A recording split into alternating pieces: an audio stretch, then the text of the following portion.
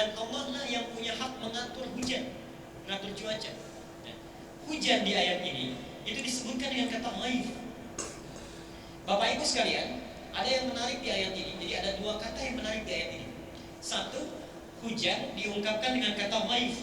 Jadi ghaib itu asalnya bukan hujan. Ghaib itu segala yang mengandung manfaat. Pernah dengar istilah istighatsah? Istighatsah itu meminta kebaikan, meminta ghaib, ya. Asalnya dari ditambah ghaib jadi istaghatsah, meminta kebaikan. Ini ingin memberikan pesan bahwa sebetulnya yang turun dari Allah itu semuanya baik, tidak ada yang tidak baik. Semuanya bermanfaat. Jadi ketika Allah menurunkan hujan itu, menurunkan air dari langit, itu tidak ada yang mengandung keburukan, tidak ada yang mengandung kejelekan, semuanya baik. Yang menjadikan semua itu diterima oleh kita dengan tidak baik, atau misalnya menyebabkan banjir dan sebagainya, sebetulnya bukan karena Allah, karena perilaku manusia juga. Kalau hujan itu sifatnya baik dari Allahnya. Bahkan kalau diteliti dari sisi pengetahuannya, pengetahuan ilmiahnya, setiap tetesan hujan yang turun dari langit itu mengandung manfaat bagi manusia, kecuali bila bercampur dengan zat-zat lain yang diterima oleh kita. Jadi kalau misalnya, maaf ini, kita alami hujan kemudian banjir, ada sesuatu yang tidak kita harapkan, yang harus berevaluasi itu kitanya. Jangan dikembalikan kepada Allah, ya Allah tidak pernah kirim banjir, Allah tidak pernah kirim hujan yang tidak bermanfaat. Jadi semua yang datang dari Allah itu ghaibun, nilainya bermanfaat. Kalau kita kemudian merasakan ada banjir, ada sesuatu yang tidak baik, kita yang evaluasi.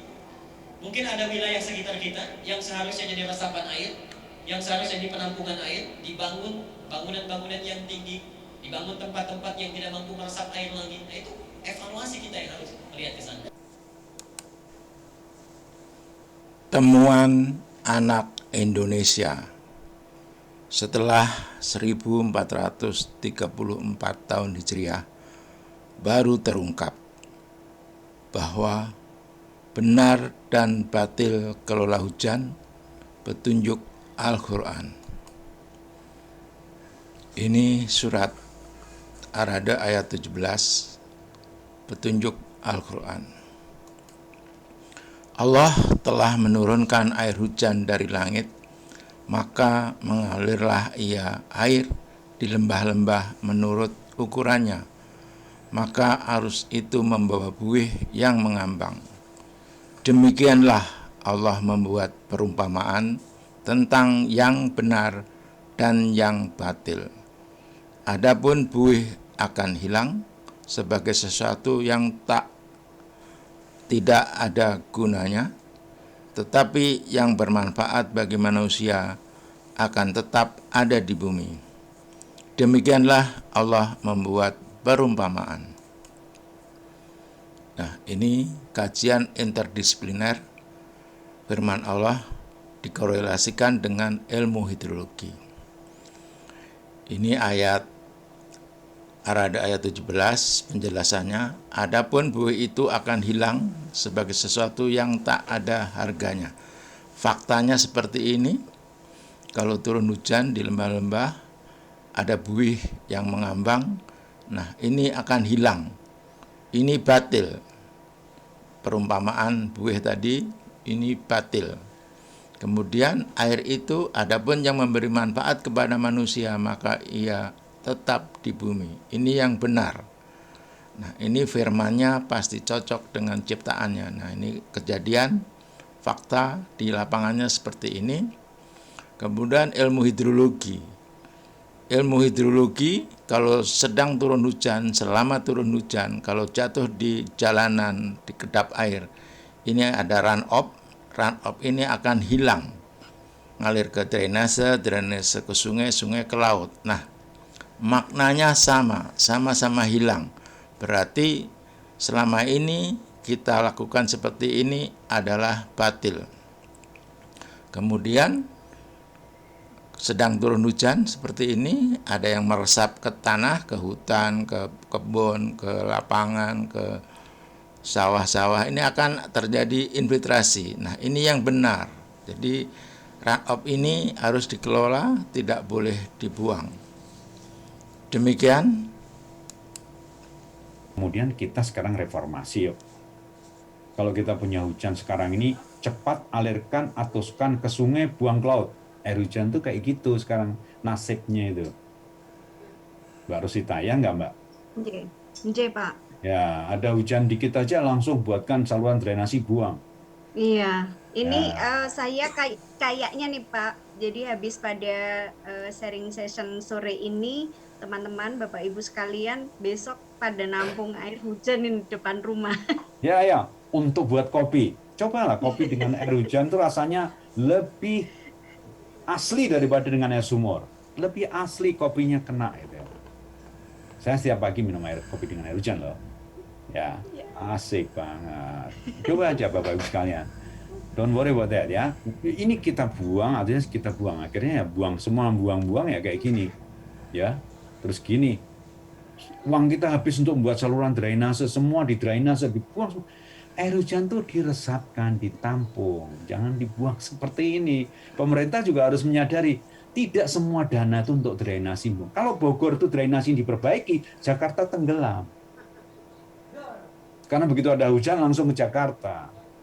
Nah, drainasenya berubah dari drainase tadi cepat alirkan atau teruskan ke sungai ke ini. Trap, tampung, ada air hujan, resapkan. Baru kelebihannya ya alirkan dong kalau lebih banyak sekali dan pelihara semuanya itu. Ini adalah konsep teknologi, konsep ekologi, konsep teknologi, konsep sosial dan konsep religius masuk di situ. Ini manfaat interdisipliner itu seperti ini kajian-kajian. Jadi selama kajian itu masih monodisiplin itu berbahaya bagi umat manusia. Harus interdisipliner karena desain apa yang terjadi di lapangan itu selalu interdisipliner. Tidak bisa dipisahkan antara satu dengan yang lain. Tapi di perguruan tinggi kita masih monodisiplin. Nah itu kalau dipakai berbahaya sekali. Lulusan perguruan tinggi malah membahayakan alam kalau seperti itu. Karena kajian dia adalah kajian monodisiplin, sedang yang dikerjai adalah kajian interdisiplin. Itulah yang menjadi bagi kita semuanya, Bapak Ibu sekalian. Nah, perubahannya seperti itu. Kemudian, nah yang kayak ginilah rumah yang bagus. Skala persil. Nah, ada tampungan, ada sumur resapan, kelebihan buang. Ini adalah konsep. Kemudian Pak Gubernur tadi mengatakan bagaimana solusinya untuk mencegah banjir di Semarang dan sekarang pada khususnya ini. Kita mungkin harus merubah paradigma tentang penanggulangan banjir. Yang selama ini kita mengatasi banjir adalah mengalirkan air dari tempat kita ke tempat yang lain supaya air cepat mengalir ke situ. Nah ini harus dirubah paradigmanya.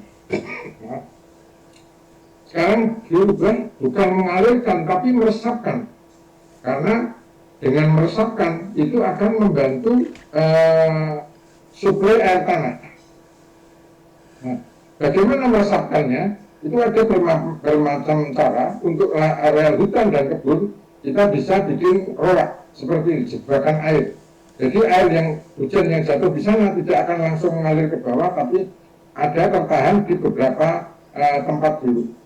Kemudian di lahan pertanian itu dengan membuat embung-embung, dan mungkin tadi sudah disampaikan juga sudah dilakukan, mungkin itu yang perlu kita perbanyak.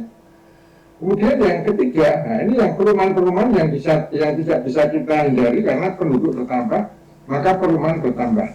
Namun kita bisa cegah perumahan-perumahan tadi bisa meresapkan air dengan membuat sumur resapan di masing-masing rumah dan sumur resapan komunal di komplek-komplek perumahan, sehingga kalau bisa di komplek perumahan itu adalah nol aliran permukaannya. Semua air hujan yang jatuh di permukaan, di atas permukaan perumahan tadi itu semua masuk ke dalam tanah. Perhitungan kami untuk contoh Jakarta kemarin dengan adanya sumber resapan ini bisa mengurangi banjir di Jakarta sekitar 20%. Nah, ini kita katakan bahwa untuk meresapkan air ke dalam tanah ini itu sebetulnya istilahnya kami istilahkan dengan 4-in-1. Jadi melakukan memasukkan air ke dalam tanah itu yang pertama mengurangi banjir, yang kedua meningkatkan persediaan air tanah, yang ketiga adalah mengurangi penurunan muka tanah, yang keempat ini adalah mengurangi tingkat intrusi air laut. Nah sebetulnya dengan memasukkan air hujan ke dalam tanah itu kita mengatasi berbagai masalah yang terjadi di banyak daerah. Namun demikian, untuk memasukkan air ke dalam tanah ini juga harus memperhatikan beberapa daerah yang rawan longsor, kemudian daerah dengan tinggi muka air tanah yang kurang dari 3 meter. Karena kalau kita tidak hati-hati memasukkan air ke dalam tanah untuk daerah yang rawan longsor, itu bisa malah memicu terjadinya longsor.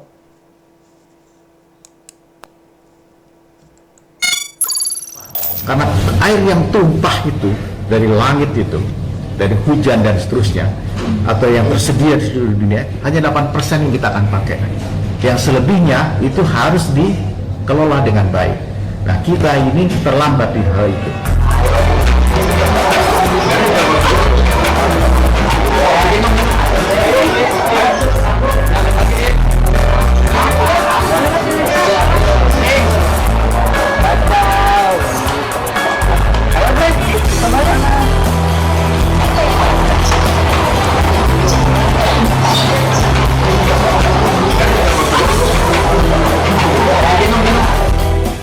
Sekarang saya kemarin ketemu ke konsultan kelas dunia lah. Itu mereka sekarang membuat kota itu seperti sponge yang menyerap air. Jadi hampir semua kota-kota di dunia sekarang berubah untuk menjadi kota-kota yang menyerap air. Kenapa? Karena air yang tumpah itu dari langit itu, dari hujan dan seterusnya, atau yang tersedia di seluruh dunia, hanya 8% yang kita akan pakai. Yang selebihnya itu harus dikelola dengan baik. Nah, kita ini terlambat di hal itu. Jadi kalau saya ditanya, sebenarnya yang anomali dari keadaan Pasifik itu adalah El Nino sebenarnya. La Nina itu adalah fase lebih kuat dari kondisi normalnya. Jadi ketika dia lautnya merecharge sehingga dia siap menghasilkan El Nino lagi. Nah, ini apa artinya Bapak Ibu gitu. Jadi artinya adalah ketika dia lebih sering terjadi juga, kalau pada saat tahun normal kita juga ada musim hujan gitu kan, berarti kan secara alamiah iklim Indonesia itu sebenarnya lebih sering basah gitu. Nah, ini kesempatan yang baik sebenarnya untuk kita mengantisipasi atau menghadapi kekeringan yang pasti hadir setiap tahunnya, kecuali keadaan yang basah banget, yaitu pada saat musim kemarau, dan pada saat kekeringan yang parah, yaitu pada saat El Nino. Sumber air kita kan ya dari hujan gitu ya, kalau kita istilahnya tidak suatu saat kita juga tidak bisa terus-menerus mengeksploitasi air tanah ya gitu. Jadi kita harus pandai-pandai barangkali mengelola, menurut saya, kondisi iklim yang justru istimewa ini. Jangan justru kita menganggap bahwa hanya La Nina ini sebagai ancaman, tetapi kita perlu pandai-pandai mengelola karakteristik iklim ini untuk berbagai macam keperluan, untuk sustainable development kita, untuk pengelolaan sumber daya air, untuk pengelolaan pertanian dan lain sebagainya. Itu justru ini kesempatan yang dari karakteristik iklim yang sebenarnya sangat baik bisa kita manfaatkan bersama dan bisa kita kelola bersama gitu.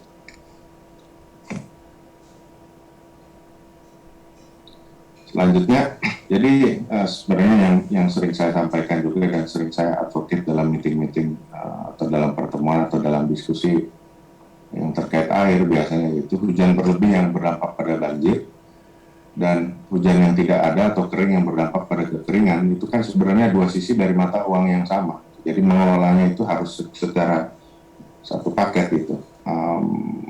Framework kita atau mindset kita barangkali ketika kita mengelola atau menghadapi musim hujan atau air yang berlebih atau keadaan La Nina itu barangkali ya tentunya Bapak Ibu barangkali juga lebih tahu dari kami gitu. Gimana kita ini justru dengan tidak secepat-cepatnya membuang air itu ke sungai dan kemudian ke laut. Kita bagaimana caranya kita menahan air ini sebanyak mungkin di daratan untuk bersiap menghadapi kondisi kekeringan yang juga pasti hadir. Gitu.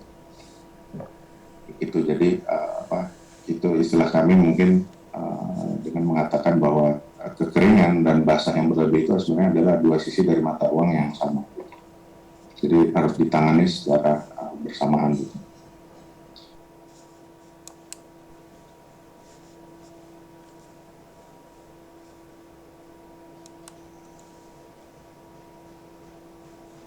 ini aneh, betul-betul aneh. Ini bukan kampanye, tapi saya sampaikan di sini. Di satu sisi menyiapkan jalur-jalur air untuk dikirim ke laut, di sisi lain di lautnya dipasang dengan pulau reklamasi, tinggal tunggu waktu jadi rob, air balik. Dan ini melawan sunnatullah. Kenapa? Air itu turun dari langit ke bumi, bukan ke laut. Harusnya dimasukkan ke dalam bumi, masukkan tanah. Di seluruh dunia air jatuh itu dimasukkan ke tanah, bukan dialirkan pakai gorong-gorong raksasa ke laut. Jakarta telah mengambil keputusan yang fatal.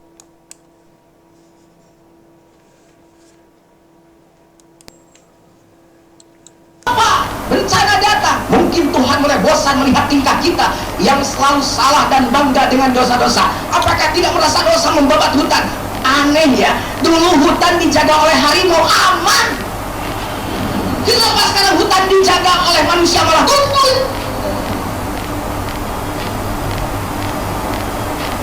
Allah mulai enggan bersahabat dengan kita. Makanya Allah berfirman, "Wala tufsidu fil ardi ba'da islahiha." Jangan engkau membuat kerusakan setelah aku menciptakan semuanya menjadi baik. Dilarang. Orang berbuat kerusakan itu dilarang. Yang namanya merusak. Sekarang kan orang pandai masuk ke hutan, nebangnya rajin, nanamnya jarang. Benar. Kerusakan hutan konon 72% dari semua hutan Indonesia rusak. Hanya 32%, hanya 28% saja, dan itu pun masih dipertanyakan. Hari ini kalau kita tidak menjadi manusia-manusia yang sesuai dengan penciptaannya, tujuan diciptakan manusia adalah khalifah. Salah satu tanggung jawab khalifah itu adalah mengatur, menata, menjaga, melestarikan,